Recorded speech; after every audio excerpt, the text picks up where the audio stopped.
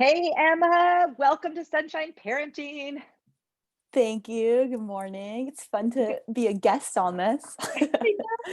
I feel like many years ago we recorded something. I don't think we ever released it, but yeah, wait.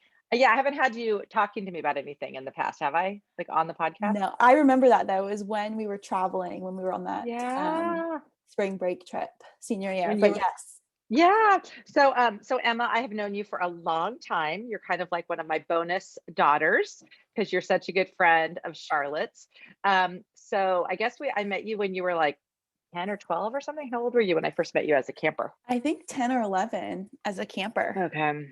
I think it was right at that beginning of middle school age, and No. then through high school, and now I'm finishing up college. I know. Well, why don't you tell people a little bit about like where you are and what you're doing right now?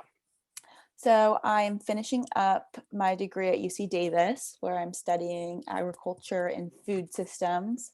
And then the next step is law school in the fall. And I'm actually heading out to St. Louis tomorrow morning for a little tour of one Gosh. law school. So it's kind of crazy. And so the Your Turn adult book was, it felt like a good time to read it because of just transitioning to full adulthood, and choosing kind of a career track or a post undergrad life on my own dime. It was kind of for sure that I would go through college and undergrad, but then what happened next felt like really adulting, like Yeah. Julie says.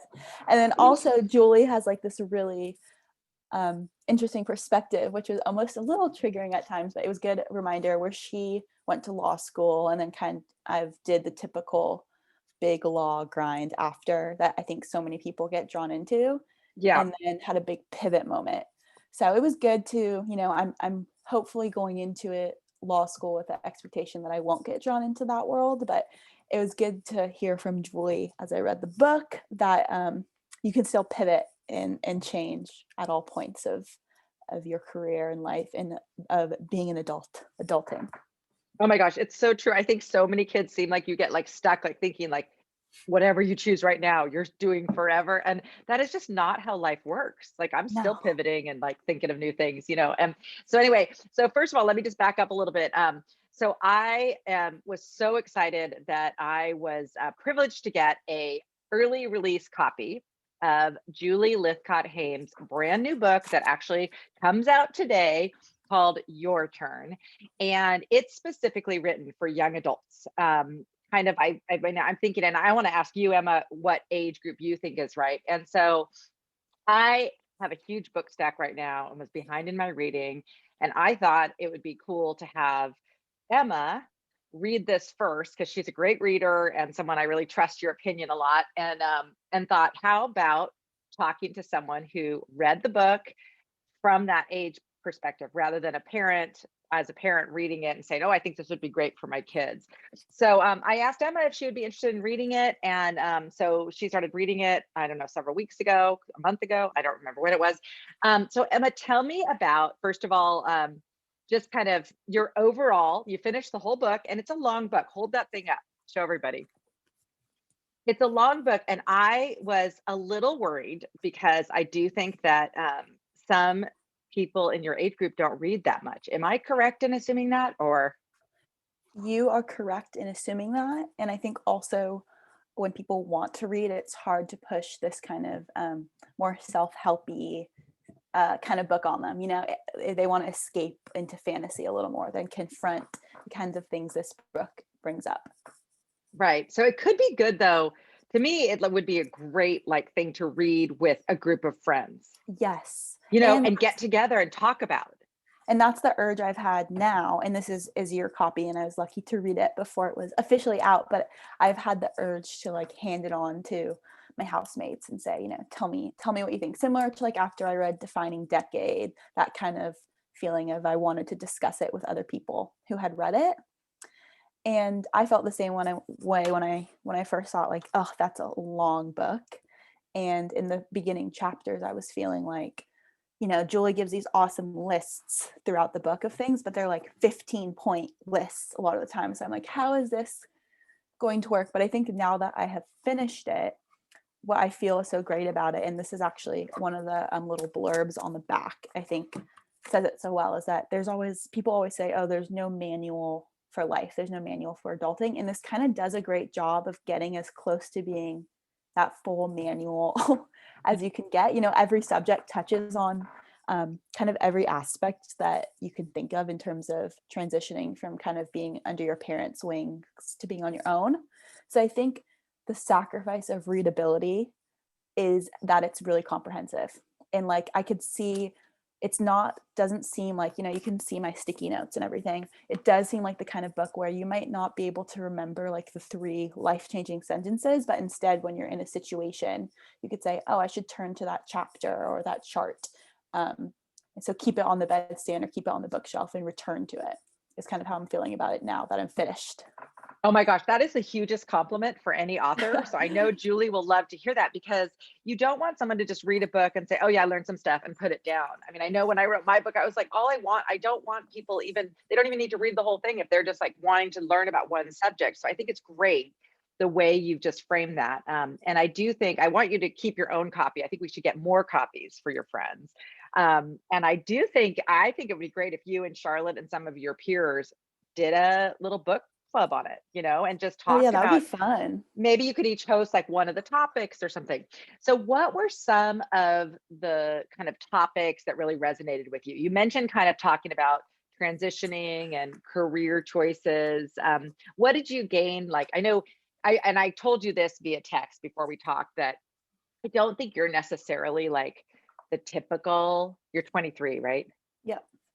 I feel like you have just I feel like in terms of like the trajectory of adulting, I think you have an emotional maturity that's really high for your age, and you're very intellectually curious and have already kind of pursued and done a lot of things for your age. So I wasn't sure if you were the best candidate for this book, but I'm so glad to hear that you even also gained from it. So well, why don't you just tell me, what are some of your takeaways that maybe have stood out to you the most, things that you feel like your friends need to hear?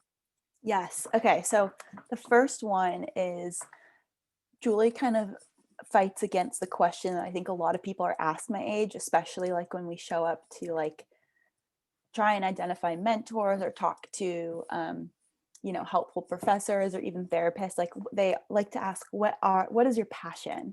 And that is like such the, I understand what they're getting at there, but that is always gives me such stress and anxiety. And also I feel like conflates too much pressure on that, like everything you do or your job you choose or how you make your money like needs to be connected to your passion. And Julie has this awesome Venn diagram at one point. And it's like 3 circles and it's like, I'm looking at it right now. What are you good at? What do you love? And how do you identify and where do you find belonging? And that you kind of got to place yourself at the center of that. And it doesn't need to be your career, your volunteer, your social circle. You just need to feel grounded there. And I don't know, I just liked that stuck with me of instead of asking myself, what is my passion in life? Which feels like too big of a question a lot of the times. Just what do I like? What am I good at? And then where do I find belonging? So I Oh, really liked that one. oh my gosh, that belonging thing in that community is so important.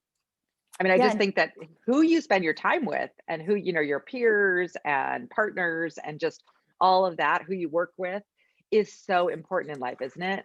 Yes. And that is something she has a chapter on this as well that, and I wrote a little note for you in terms of camp and the parenting stuff is she talks about like the skills that no one really teaches you and you hope that you pick up and learn as a kid, but how to keep relationships and like what that actually requires. And um, I think that's never been like laid out in writing in front of me. And maybe it is a little more in the parenting world, but just the tangible, like ask someone how they're doing today.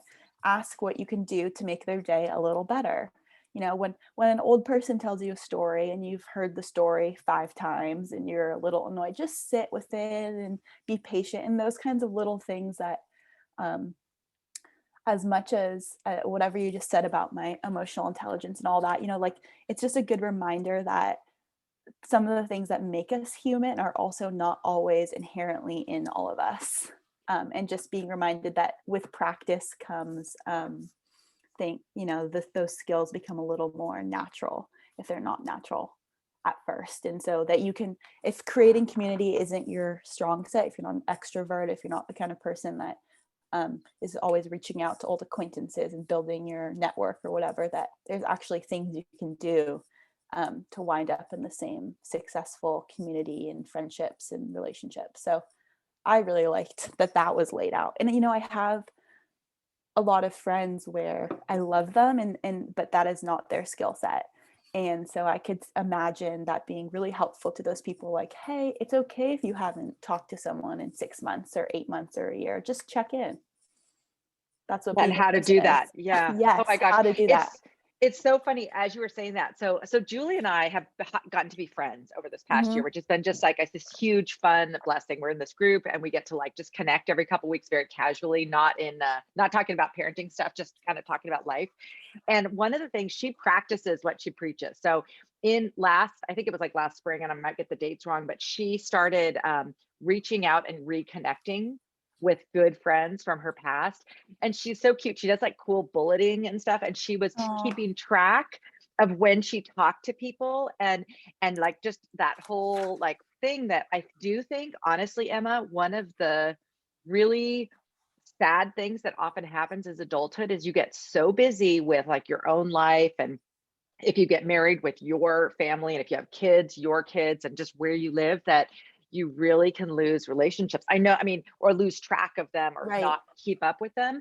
And it's really sad because I think kids often, I don't know, and maybe I don't know, think that you probably feel this way, but I think a lot of times, there's so much focus on like who you get married to or who you choose to spend the rest of your life with, as if that one person is going to fulfill all of your relational needs and Right. community needs. And that's so not true. Like, you need all these different, like, the richness of life is your friends and your family and the old people and the young people and all those people. So I love that she focuses on that, because I know she's living that out too, that kind of making sure she's staying connected even during COVID, just, with people. So Oh, that's that's beautiful. fun. It's cool. Like, now that I've read this book, she feels like it's a celebrity to me. So it's fun that you have chatted with her and consider her a friend and all that, because she comes off as so wise, but also so grounded in her little comments. And like when she throws in something sassy or like a little, like, there's a few like curse words thrown in there, and I'm like, this just seems like you're talking to someone that just gets it and is going to tell it how it is to you. So it's fun to hear. Oh, I love that. Yeah, she's a very authentic person. And that's, the best writing is authentic to your voice. I don't know if you know that she also has an amazing memoir called Real American, which you really want to read. It's Oh, shorter. It's so good. It's about growing up mixed race, it's so good. And she was doing some read alouds of it. So you would love that as well. I That gotta add her that other to my book. list. Yes. So I think what I'm gonna do with your turn is listen to it, like audio. I think Oh, she reads it. So I'll just listen to her reading it to me now. But the audio, I'm sure, is out now today too. Um, because I just know, when I'm like talking to counselors at camp, a lot of times I end up in these like kind of like life coaching discussions with people who yeah. just don't know what to do. So I know I'll get some good insights from her on that. And then even in my own family, everyone's always asking like, what do I do? And it's really hard, right? And there's not necessarily going to be this like one thing that's going to like be exactly right. And I mean, part of it is too like the experimentation. Like, you got to try some different things. Like, how are you supposed to find what you love doing if you haven't done very many things, right? Right. And those were like kind of the questions that I had left after reading the book, is like, and checking my own privilege of being like, well, I have been privileged to feel a little bit secure about like that Venn diagram of what I'm good at, what I like. But, as I look at my peers and some of my friends, I'm like, that is a privilege in and of itself that I've gotten to explore things like that. And I just wonder how someone that's just been on a school work grind their whole life gets there. So true. Like, you've got to step back sometimes, right? And Hmm. evaluate. Okay. So before we started recording, you told me that some of your favorite chapters were towards the end. Why don't you talk a little bit about some of those topics that really resonated with you? Yeah, so the first one, and this I think is really related to my field of study and my own goals and maybe my insecurities too, but she has a chapter called Make Things Better, which is kind of about, being a change maker and not getting too wrapped up in the big picture, right? Like don't do nothing just because you can't do everything. And that was like the biggest reminder for me of that, just little things. Like she gives a little list and it's like, read the news, choose things that you're passionate about, talk about them with others.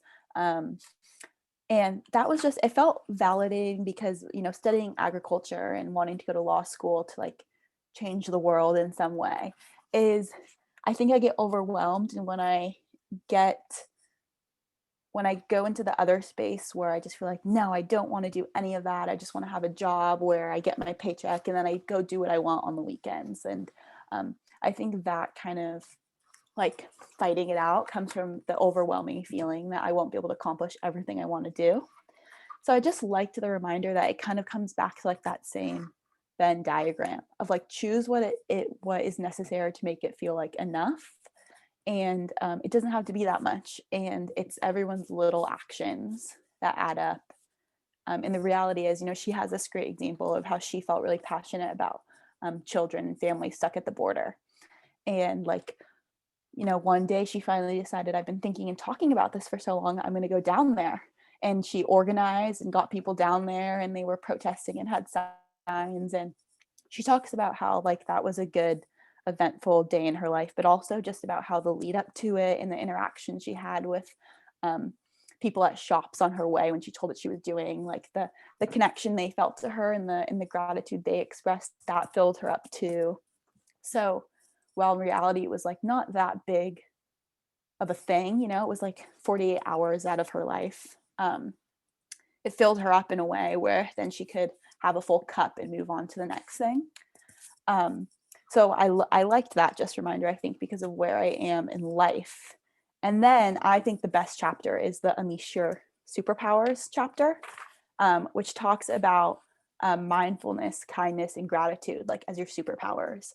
And she makes the point, which may seem obvious, but I don't think it's that obvious, that these are things that everyone has regardless of their circumstances, right? You can be mindful, kind, and grateful no matter what's happening in your life. And while I'm skeptical of the whole mindfulness thing, which she teases people about because it's a big process to like truly have mindfulness come naturally, I think that the kindness and gratitude are things that I can implement right now in my everyday life to make me feel better about everything I do.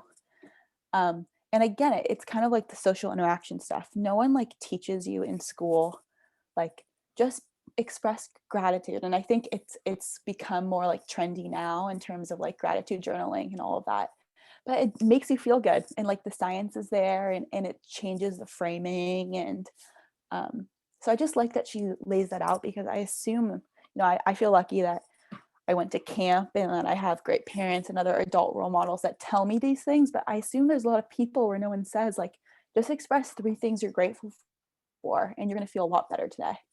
Um, so I just like that ending and how she wrapped it up, that the 3 things that are your superpowers have nothing to do with your accomplishments or your skill sets or the money you have or the job you have. And I love that. Oh, It's that's so sappy, but it's true. beautiful. Oh, it's so true. I mean, it's really is true. I know there's so many examples of that, that just how just showing a little kindness to other people is can be so huge. She shared something on her, I think it was on her Instagram a few days ago, that talks about like what part of a person's story you actually see, and how here's this person's whole life and you see this tiny bit. And I don't know if that was Right. from her book or something else, but it really resonated with me because well, this is just a total side story that as I get on a tangent, as I always do. So, someone we both know and love was in line to get a COVID vaccine last week. And she is in her late 30s and has had some health problems for more than 3 years and is a childcare worker because of camp. And somebody in the pharmacy started like haunting her about being too young to be getting the vaccine. Oh, And it was just such a weird, like, I wasn't there, but I was just like, my heart was just like, this person, like, to on purpose, like, maybe even if you're thinking something and thinking, oh, that person looks awfully young, to be getting their vaccine, you don't, first of all, you don't say it out loud. You can just no. smile and walk by and be polite. You don't even know the person, and you certainly don't know their story. And I just thought, like, wow, just the world needs more love and kindness. Seriously, people, like, that is not okay. So just again, that whole story thing, I think that same day Julie posted that thing, and I'm just like, yes, woman in the pharmacy, you do not even have any idea of No. what the person that you were just like shaming, we called it vax shaming, like she called it, is Yeah, what that was in her is. text, is like, no, no, no, no, no, no, no, no, you don't know anyone's story. You don't know anyone's health history. You don't know anything about people. So please, people, just be kind. And I think we're just in a time, and I'm so glad that Julie, that's a big part of her message in the book, because boy, people like, especially they say that like social media and the way things are fed to us have just made us get like further and further apart. And it doesn't matter if like you're interacting with someone who is like opposite in every Right. way from you, politically, racially, whatever age. I mean, anything that you can say, it is just like, why would you not choose just to be kind? Right. It's especially like for the vax shamer. It's like, why is she like, I'm just thinking about how she must be feeling after coming out of that reaction too. Like, why would she, what is wrong with the world that that is what she wants to put onto herself, like anger and resentment towards this awesome person who's trying to keep themselves healthy and safe and is already feeling really vulnerable, probably out in a pharmacy getting a new medicine shot into her arm. Like, how sad that this random person is feeling some way in their body and with their experience that they need to shame someone. And it's just going Right, to continue their cycle of being mean. right, right. Well, and that is how it works, right? So if your generation is the one who learns, right, about kindness and just being kind to like all people, then you can change that cycle, because oftentimes people who are, negative, mean, abusive to others, that's how they were treated, right? Somebody along the way, Right. somebody did that to them, and then it's like this cycle. So we've got to break the cycle with that, just that kindness. Okay, what else do you want to share about just like encouraging like other people your age? What are some of the other reasons why they need to get a copy of this book? And parents or loved ones, this is a great gift for like upcoming graduations, don't you think? Yes, I think that is like what you talked about with your own family too. And I can attest to this with my own parents and family is these things that I'm saying were never told to me. They probably were told to me by someone who I wasn't going to listen to. Um, so I think that is a good plug to send this to your loved one. If there's things that you want to say, and maybe it's cliche, hand the book instead of having the conversation, but it works. And I think it's so easy um, to trust Julie as an authority that you also feel like, I feel like I know her. I feel like she knows me and she has my best, um, she has the best intentions and wants me to succeed. So I think that she felt like a good authority to listen to in ways that I wouldn't listen to my own parents telling me these things. Um, I think that I wouldn't give the book to someone, and I put little notes in this. You got to give it to someone who is kind of at that threshold, which I feel like myself and a lot of my friends are, where we want to adult and be adulting, but we don't know where to draw the line and that kind of thing. I wouldn't give it necessarily to someone who is like that push isn't there yet. Like I think it is more of a finishing college in your first job um, kind of book because I was thinking about if I would have been ready for this 3 or 4 years ago or even 2 years ago. And I think the answer is no, because I wasn't ready to leave my parents' wings. I really liked that comfort. And I think this would have been scary at that point. So not a high school graduation book, but definitely college. And I just think to anyone thinking about reading it or wanting to read it, like, and it's interesting because I'm in therapy and I'm happy to, I had my therapy this morning and I love it and it feels good. But I also think I have a lot of friends who are experimenting with it and really like, I feel like this book could save them a few sessions with just getting an objective opinion of like what to do. As crazy as that sounds, but like when she talks about, Julie has a chapter about getting unstuck, which I think is like the best title. It's what so many of us feel but don't know how to express, which is just like we're in this weird limbo, don't know what to do next, maybe have an idea of where we want to be 5 or 10 years out, but don't know how to get unstuck to get there. So I just kind of liked that. I feel like for anyone that is feeling a bunch of weird young adult feelings and don't know the words to put to them, like Julie does such a great job of giving the vocabulary and words of like, you're stuck right now a little bit, and this is what you need to do to get unstuck. And then just the only other thing that I would say, like a little highlight from it, or something that I'll remember and take with me. And she shared it from a TEDx talk, I think, and I can't remember who, but I thought this was also cute for camp.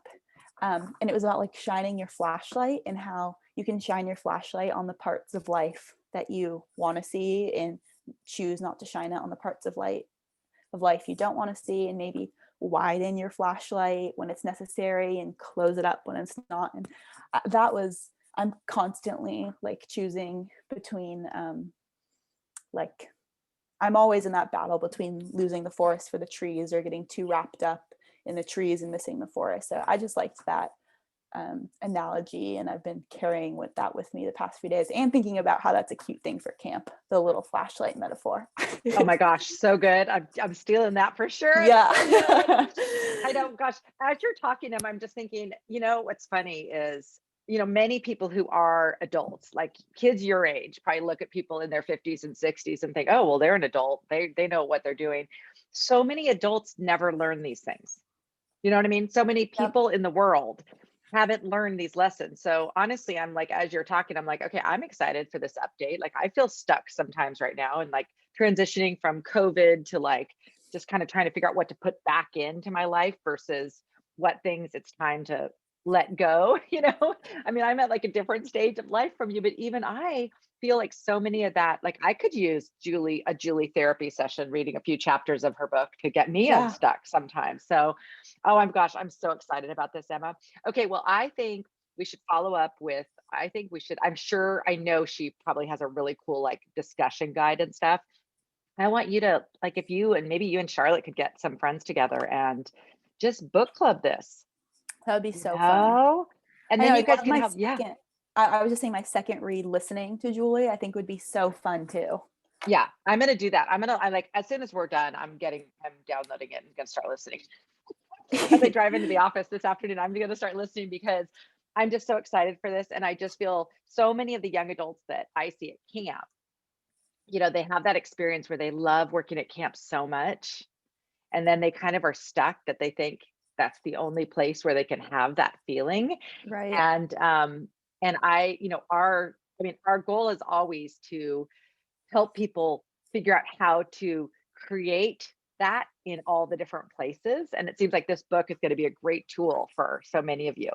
Definitely. And I think it's funny how like when you first handed me this a month ago and I was like 3 chapters in, I was kind of like, oh, this is dense, this is big. And now I'm like, that's what's so great about it. It covers all those things. Yeah.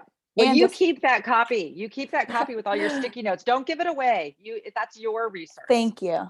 Let's get some more copies for everybody else. Yes. We'll do that. Okay, Emma, this has been so great. You can always review my young adult books anytime you want. Thank you. I mean, this isn't a young adult. That's I don't know what the name of this is. I don't think there's many books of this genre. The only other ones that I know you guys have talked about is The Defining Decade. And there's maybe some books about like dating. I don't really know what else would besides those that have really been written for you.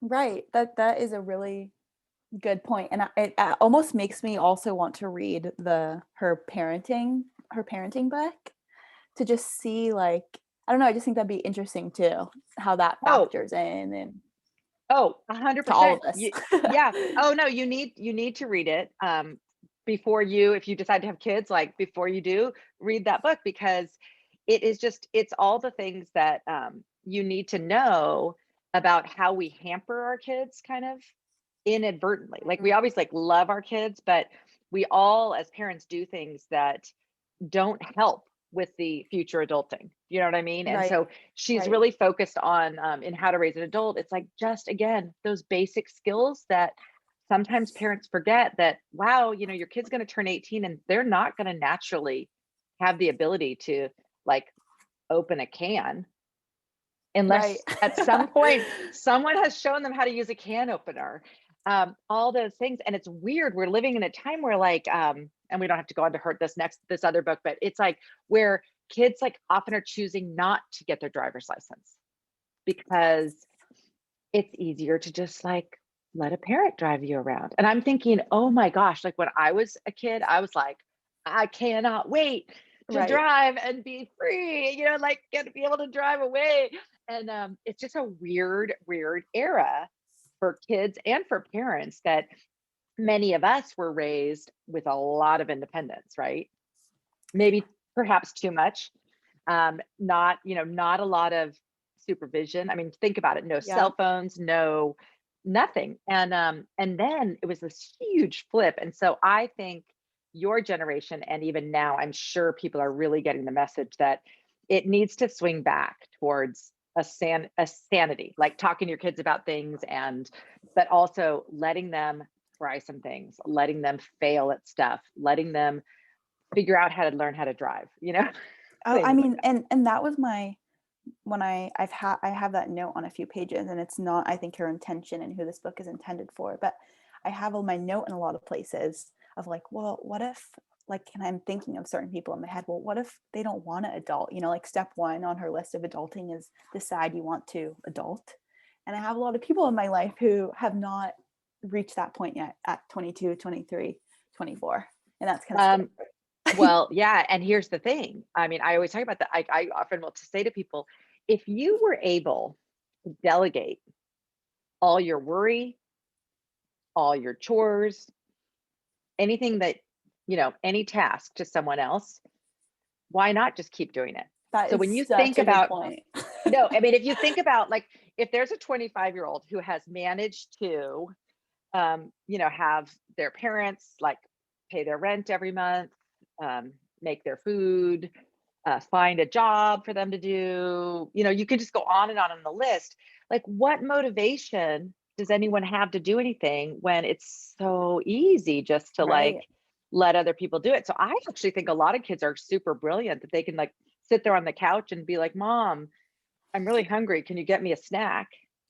Yep. You know, and like it's like, oh my gosh, it's like funny to me how many kids have kind of mastered that with parents, right? And it doesn't help them. That's the problem because No. you don't feel good on the inside, right? You get to that point, like you might feel comfortable, but you're not really like living out any purpose or figuring out, you know, where you want to go or anything. You're just kind of like, stuck, right? Right. Right. So And anyway, and yeah, it's that is interesting to think about too. And you're right, that well, probably comes to the parenting side of things. well, and here's the other thing, and I'm just, of course, going on my soapbox now. We're talking so long, but the other thing that I think is really important has been really like something that has really kind of helped me as I frame like the whole idea of like being an individual and being a parent and life and everything is I need to have my own life. Like my life cannot be defined by my Right. children because they are meant to go on and define their own life, right? Right. So if I spend my every waking minute just thinking about helping, trying to, you know, make their lives better, which is what you kind of do when they're little, really little, you know, that's kind of what you do. But I think it's just sad. And then you see some parents where like their youngest child graduates from high school and goes off to college and they're just bereft. Right. And even though they were complaining about driving everywhere and all that stuff, they're like, oh, wait, I forgot along the way to keep in touch with my friends, to have a hobby, to read books, you know, all that Totally. stuff. So I think it's great to think about it now, right? Regardless of what you do with your life, to think about what kind of parent do you want to eventually be? And, to me, the best kind of parent is one that shows kids that adulthood can be awesome. That's that is such a positive gold standard to have. I thought you were gonna say like shows them how to do things but doesn't do it for them. No, just shows them that it's growing up can be fun. And Yeah. that life And is life is worth doing to its fullest and living your best life while you can. Yeah, totally. that's And that you can, awesome. and that you still have friends and you do stuff Right. with them when you're, in your 50s and 60s and 70s and Yes. whatever. And you go on trips and you do stuff and like you live and you're not just sitting around waiting for the kids to come home, Right. every Well, day. that's like So all these young adults she talks to that are in conflict of like choosing the right career and the money making career and being happy. And I'm like, why are we in that dilemma? It's because for a lot of the time that's what's modeled to us. And so hopefully, we can, after years of all these people asking us what are our passions, who knows what that'll turn to, but maybe it will turn to us at least choosing to stay involved with things like you just said that make us happy and fulfilled in ways beyond a paycheck and in ways beyond just your duties, your everyday duties. totally. And sometimes it ends up being just an amazing hobby and fun thing that you can do your whole life. And sometimes those random things weirdly turn into a career somehow. Right. Do you know what I mean? You just don't know for sure. Right. But I mean, I just think I have so many like young people that I've known over the years who've gone on to do really kind of like, who would have thought that was a job? I mean, hello, my job is one of those jobs, right? Yes. Like I didn't know that it was a job and nobody would have told me about it. And I certainly would never have said that this is my dream. Right. Right. But So I true. fell into it and I was like, oh my gosh, I don't care that no one thinks my job is like whatever the definition of like success might be from whoever those people are, that nobody really knows who these people are that we're thinking of out there in the world. Yeah. But it's like, who cares? You're living your life, right? You're just like on the inside. Who are you? Okay, well, I just want to talk to you some more. We'll have to do a recap again. Yes. Maybe I'm having Julie on in a couple weeks. I'm so excited. We're going to be talking to her. And if you have some more questions for her or anything that you want me to ask her, let me know and we'll add that to that chat too. Okay. This is so fun. Thanks for I sharing the know. book with me. Let's do I'll it be a again. reader anytime. Okay. Every time I have a book, I'm sending it to you. I'm Okay. ready. Thanks for being on, Emma. You're awesome. Talk to you later. Talk to you later. See you soon, hopefully. Bye. Okay. Bye.